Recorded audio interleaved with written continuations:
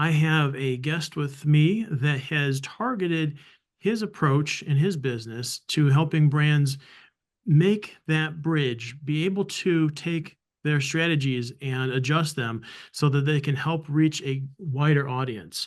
So I have Hugo Gomez with me today. Welcome to the show, Hugo. Thanks for having me. Super excited to be here.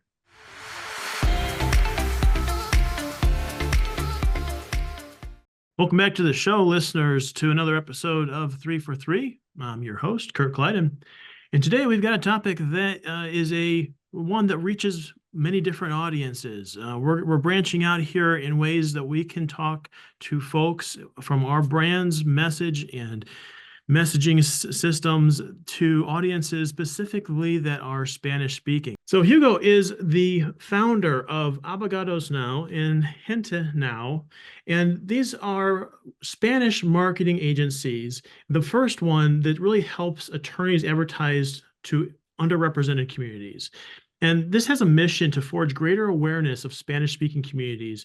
And Hugo's done this with his team by creating high-performing and cost-effective Spanish digital marketing campaigns, particularly in the case of Abagados, to help attorneys grow their firms and hence him for a more broader audience.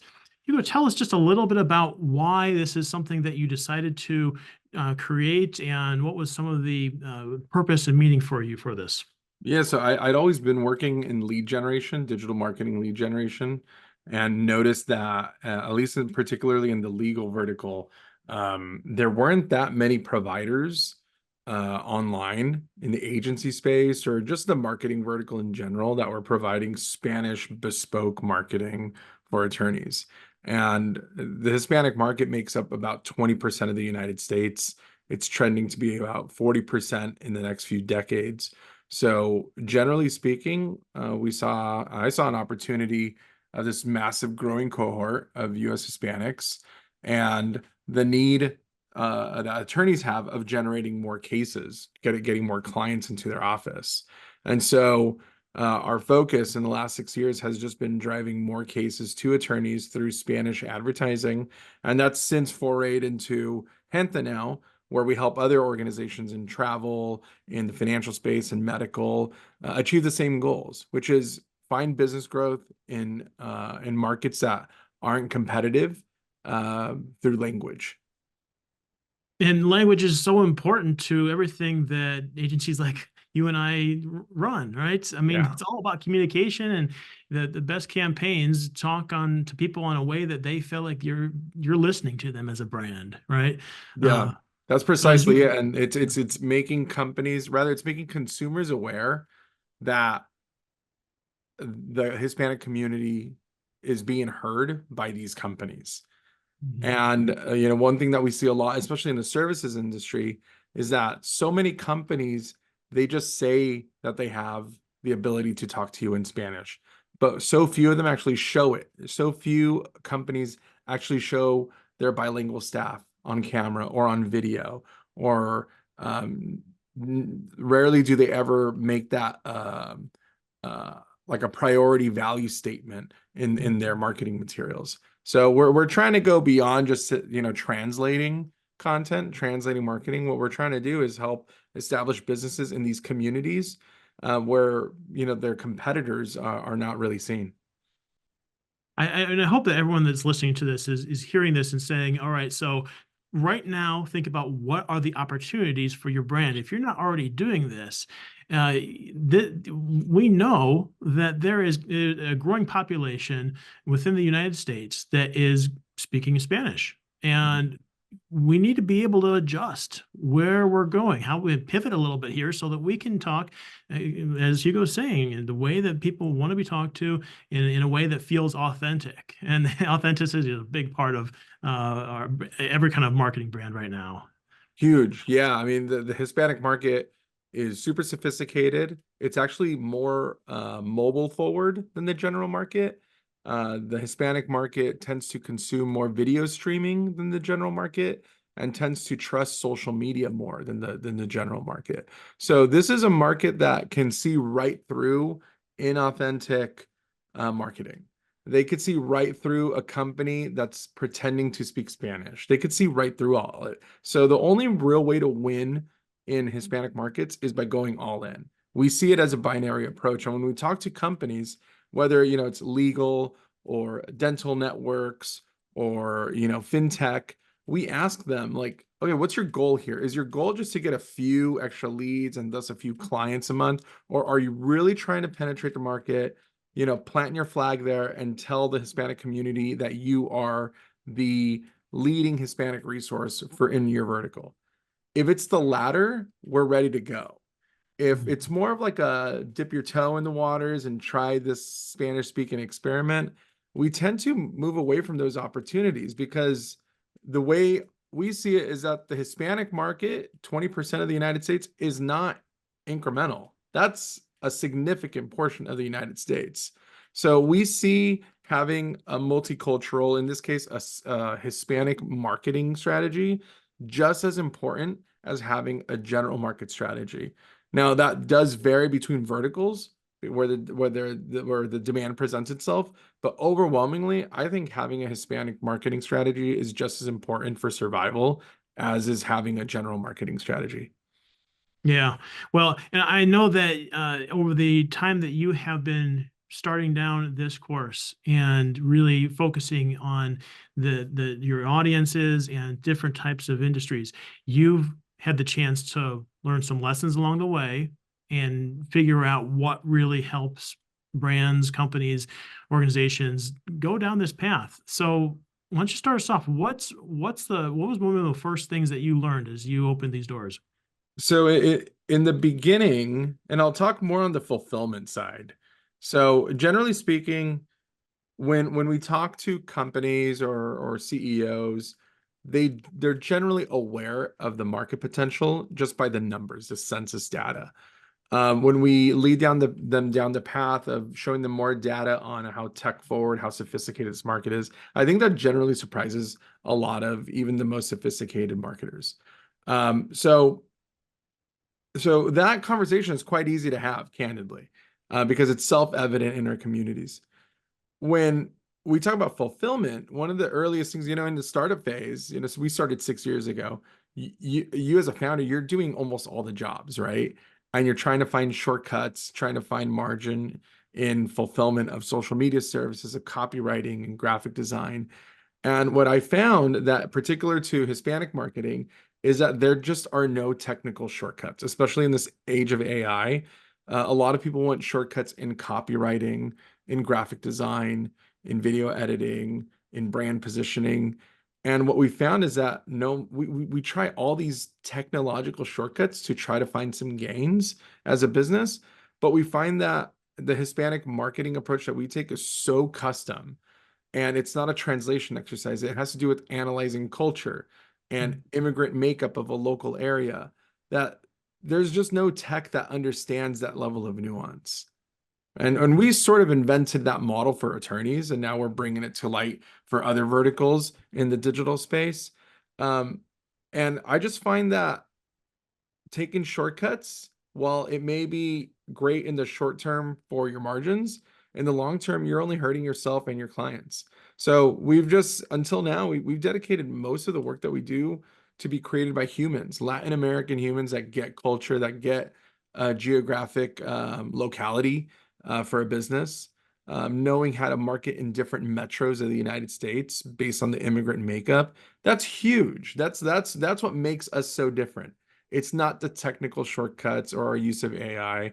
In fact, we just haven't found those tools. So I think the biggest lesson learned in multicultural marketing with respect to Hispanics is that it needs to be done by humans still. Some of the best copy, best graphic design, best video editing, best brand positioning, best consulting in general is just done by people who know the market and not computers. I think it's a really interesting point. Everyone now is familiar with AI, what it can do and what it means. What people don't maybe really realize or think about directly is that for years, Google Translate has been around. Now, Google Translate is basically just a form of AI. Now, we so I'm gonna speak to anyone listening to this that really is mostly an English speaker right now. If you've used AI to do some copywriting, for example, you know that the results are usually not perfect. That there's some parts of it that sound wonky, and even if you've used it for image creation, there's little parts that are not quite right. And I think Yeah. that's a good comparison to what Hugo's saying here is as far as it can somewhat technically translate it, but on when it comes to actually legibility or feeling like this is actually conveying the information you want to, that's where you need to have a human. So it's no different than that. I see that in a lot of ways. Yeah. You talked about the importance of the locality, geographic influence over parts of the Spanish language. Break that down as we talk about, let's say, mostly for a U.S. audience. How many different, maybe parts of the Spanish language are there? How varied is it? Give us a little sense for that. Yeah, so 20% of the United States is Hispanic. However, the Hispanic population is not a monolith. The Hispanic population is super diverse. We're talking about Latin American countries, South America, Central America, Mexico. And so totally different countries, different mindsets, different, oftentimes different cultural shorthand, different slang, different currency. And what I find most telling about a community's values is generally what the immigrant story is. So if you come from a country where it's easier to get a visa, or or rather, if you come into the country, the way you come into the country with documentation, without documentation, will generally define your values and how your country has a relationship with the United States. And so everyone's got a different viewpoint depending on the country they come from, how they came in. And so when they're in the United States, the Hispanic community, tends to band together in certain communities. We see this overwhelmingly in California with the Mexican community. We see this in Florida with the Cuban community, the Dominican community. In Jersey and New York, it's quite a melting pot. You have virtually every Latin American country is residing in the East Coast. So we have to we have to start first with census data and figure out if you're in Akron. So we're Mhm. going to look at Ohio-wide Hispanic data from the US 2020 census. We're going to break down the metros where there are the most Hispanic populations. Then we're going to find out what is that population made of? Is it Dominicans? Is it Puerto Ricans? What we're trying to establish is sort of like a baseline of Mhm. what the immigrant makeup looks like, what the Hispanic makeup looks like, and then develop strategies for those communities. And Mhm. so that could be on a very local basis. It could be statewide. If it's national, you want to be generally broad, but that's similar to the general market. And so because the Hispanic population is not a monolith, we find that the best strategies are either citywide, countywide, or statewide locality. That's where the real results come in because what it just demonstrates is that you're telling the market that you know who they are, Mhm. that you study the market, that you want to be an authentic presence in the market. You're not just trying to advertise in Spanish just to gain more revenue. Like Yeah. you're trying to make an authentic approach in the community. Right. Right. Just like any kind of sale, you can't walk in the door and just give them a price and here it is, buy it. You have to establish Totally. some sort of rapport first, right? Yeah, make it about the prospect. This is sort of like it's like in a way it's very different, but the fundamentals are still very much the same. It's don't make it about the company, make it about the community, make it about the ICP, Mhm. the TAM, right? Like Mhm. make it about them. Don't make it about you. Yeah, fascinating. I love this. I love the idea of just understanding, changing a message based on culture, and I think this is I love to see some examples of that because I just find it fascinating. Totally. Well, awesome. So, first one here talking about fulfillment, and there's no shortcuts. What's a second tip or something that you've learned along the way? Yeah, so I think it's that knowing so in our line of work for the Hispanic market, it's knowing that you can't just hire someone that speaks Spanish. that doesn't satisfy the job role with us. So if we're doing quality premium work for small businesses and some of the largest businesses in the country, especially in the legal and medical vertical, what we're trying to do is give you the best debut or entry into the Hispanic market. And it comes down to staffing agencies, and we're technically a consultancy to some degree. Like, Mhm. we're all based on human capital. And like I mentioned earlier, we don't really rely on tech shortcuts.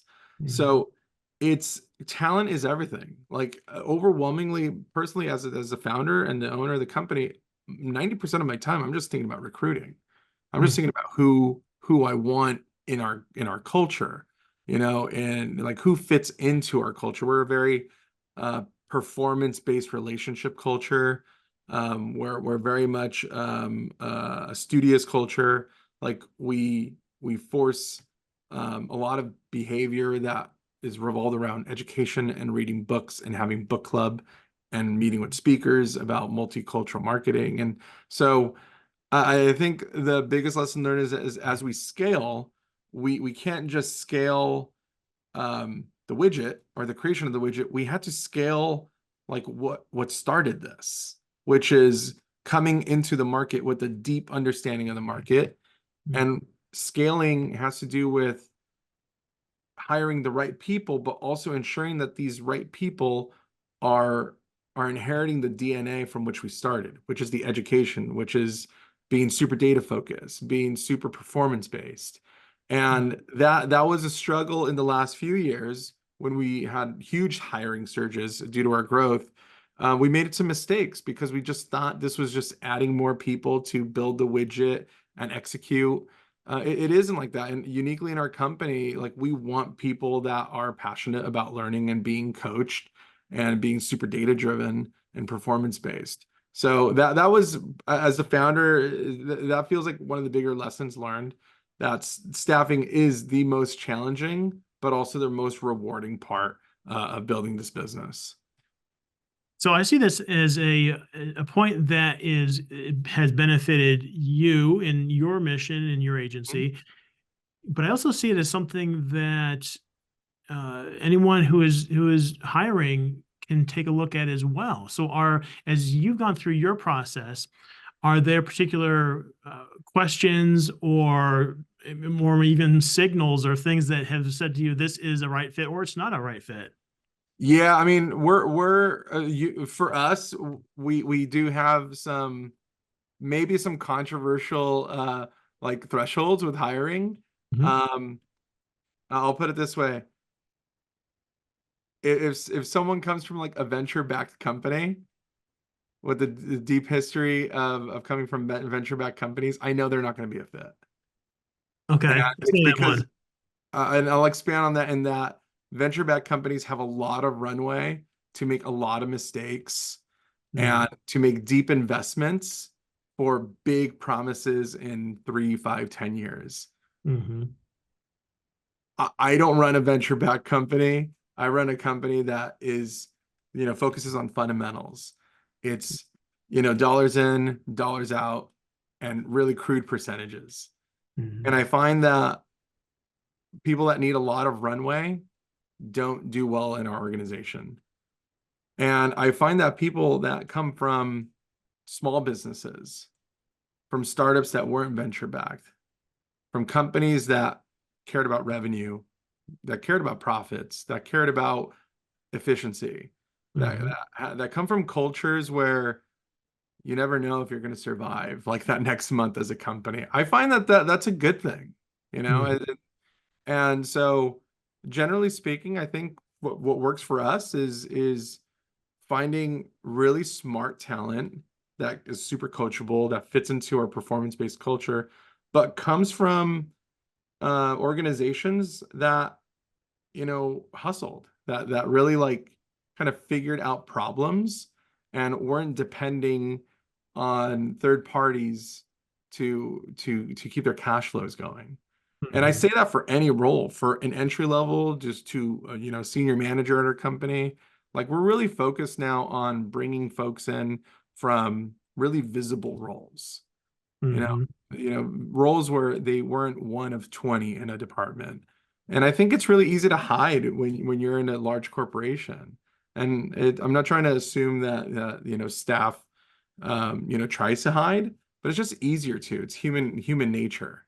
And Hmm. so I generally like hiring from organizations where that accountability is just obvious in the line of questioning. You can tell when someone is ready to discuss their prior KPIs, their prior relationships with their supervisors, the good, the bad, the ugly. Like you can just tell. And I find that they come from different profiles of CVs. Hmm.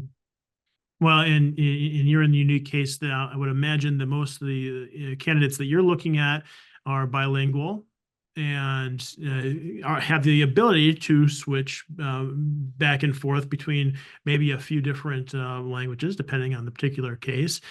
Does that, do you have any kind of qualifications as it relates to that, or any kind of, again, signals or things that say one thing or another? Yeah, I mean, so we hire you from a Latin American country, it's very obvious that you're going to get the culture, and especially if you have some time having lived in the United States, or you have a lot of relationships with those in the United States. Like we can tell you're going to get it very quickly. Mhm. Whereas, folks that speak some Spanish in the United States, they know life in the United States, but they certainly may miss some traditions and values that come from, family roots. They may be a few generations away from the very first relatives that came into the United States. So, Mhm. interestingly enough, we find that talent outside of the United States that have connections to the United States oftentimes perform better when they work in fulfillment categories like graphic design or copywriting or web design. They can straddle between both worlds. They can understand that both worlds are different, despite the language being the same. Mhm. Well, and as you mentioned, graphic design is something I hadn't even thought of to this point. Obviously, this goes across no matter where you are from in the world, that there is a heavy influence on different color palettes that are just more receptive to where you are. And I would imagine Totally. that you go through your process, you're thinking about that, and you're seeing influence on the people that you're hiring for your team. Yeah, I mean skin color. I mean skin color is vary among Latin American countries, right? By averages. And so Hmm. that's something to consider when creating video assets or graphic design assets, especially if you're trying to create something super local. Uh, Hmm. so for instance, we ran I can't get into the details of it, but we Sure. ran a particular campaign for the Afro-Latino community, namely for women for a particular product that affected the Afro-Latina community in the East Coast. And so we looked at the averages and we said, okay, who's like the kind of like face and body and kind of like personality that would fit this kind of target end user. And then Hmm. we crafted it around that. Whereas if we put it around, a Honduran person or an Ecuadorian female, it just wouldn't click because the market knows. The market knows who looks like one of their fellow community members. So we have to be mindful and very honest about that. And so, we screen for that. When we talk about talent, we want to find people that understand that there are no shortcuts. It's actually a lot more work to do Hispanic marketing in the United States than the general market. Like you have to be hypersensitive about locality, about ethnicity, about history. So it is more work, but when we find the right talent, and we're getting a lot better at these days, um, we find that it just results in a better outcome for the client. Like everything we do is for our clients just to have winning results. Yeah, and ultimately, yeah, it's going to affect the efficiency and the impact of what you're doing. So, Totally. marketing is an investment, and it has to have that ROI. Yeah. Let's put the right money behind it. All right, Hugo, let's bring us around. What's the third tip that you can share with our audiences about the advertising and marketing for Spanish-speaking audiences? Yeah, so we've covered data, like recognizing the addressable market on a local basis. We've covered the staff that's required to build these campaigns. Just now getting more into the weeds on the technical side. Um, the Pew Research Center has phenomenal data on Hispanic over index usage on mobile devices.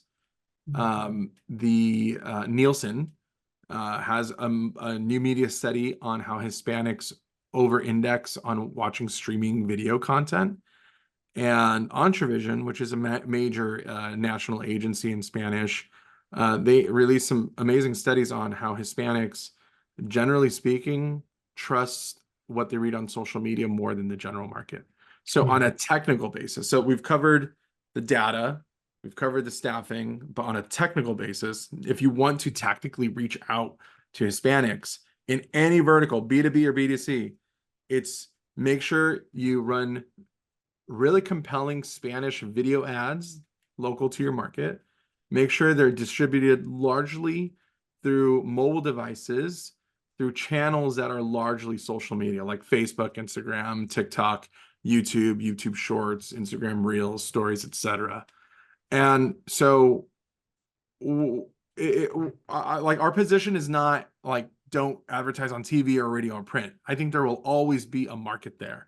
However, that is not an emerging market. It's not a growing market. In fact, every quarter, every network is reporting less and less viewership and circulation in print. So that's sort of, it's always going to be there, but to what extent, I don't know. And I would much rather put our energies and focuses on where the emerging growing markets are. So it's video ads on social media, on mobile phones. There are markets on desktop machines, on laptops, tablets, but we've yet to find that those are real breakthrough channels. We found that overwhelmingly Hispanic markets, especially in the service industry, they love seeing an ad, they love seeing a phone number next to it, and they love calling it directly. So it's very mobile intensive. Direct response is so underserved in the Hispanic market, and that's across all spectrums, e-com, service, etc., in both B2B and B2C. So I think the tactical approach and what we tell everyone in, let's call it our sales calls or consultations, is whether or not we work together, just promise yourself as a business owner that you're going to at some point run mobile video, social media ads for Spanish speakers. That's not incremental growth. That's significant growth. And we've had so many case studies, and we remain to have case studies where businesses come to us thinking that the Spanish angle is sort of this like, incremental growth, and it's now become the lion's share, the majority of where they generate revenue. And I think it's because a lot of competitors, they just don't know how to do this work. It's much harder. They've tried to do it. They've tried translating the marketing. It doesn't work.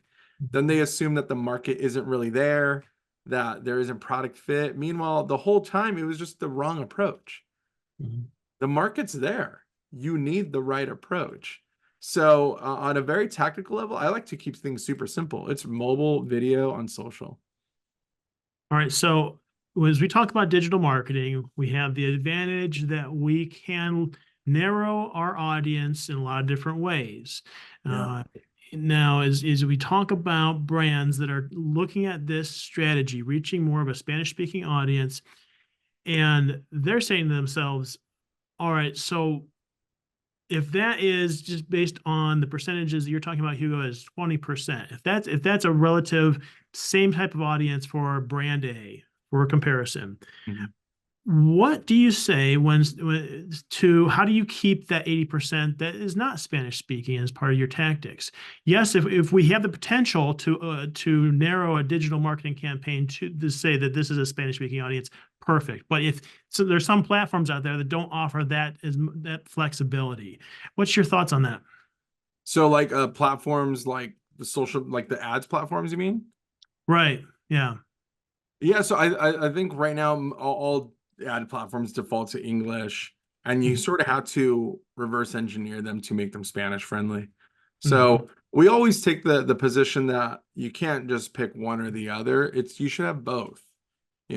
Similarly to the same conversations that we have with business owners who tell us, Hugo, can we just spend 100% of our budget on you? I always tell them, no, you want to diversify your leads portfolio. So similarly, in the same fashion that you as a business owner might work with an agency and a consultant, and you might buy affiliate leads and you might buy affiliate traffic, You should also just consider the Spanish initiative as sort of another, not another spoke, but another wheel with its own spokes in Spanish. And so it's just a good way to diversify. So I'm not a big fan of just like exclusively picking one or the other, but certainly double down, try to maximize that capacity, the one that gets you the most results, regardless of the English or Spanish strategy. So I'm a Mhm. big fan of just diversify as much as you can. Had a conversation with a dentist yesterday who in their local market, not only do they have a thriving Venezuelan community, they also have a thriving Vietnamese community. And he asked, Hugo, can you help us with a Vietnamese angle? And I said, certainly, we can totally do that. It'll be a different model, but it's the same strategy. You found a niche. You can clearly employ it. You have staff that speaks Tagalog. And so you want to make sure that the market that you're speaking to, that you can address it. You can address it. So I'm a big fan of just diversifying as much as you can. Right. Yeah. And it's a good tip is people think about their strategy and planning for the year. Because if this is a last minute thing, if you as a brand think to yourself, oh, I need to enter into this particular market, if you're not doing it thoughtfully, if you're not saying I'm willing to do the right kind of investment, Right. then it doesn't come across with the same kind of authenticity and the right meaning that you're trying to pass along. Well, Hugo, this has been I think just a wonderful conversation. I've enjoyed it myself. I've learned a lot of it, and I know our audience has as well. Tell to folks listening if they want to connect with you, learn a little bit more about what you do in your company, how can they do that?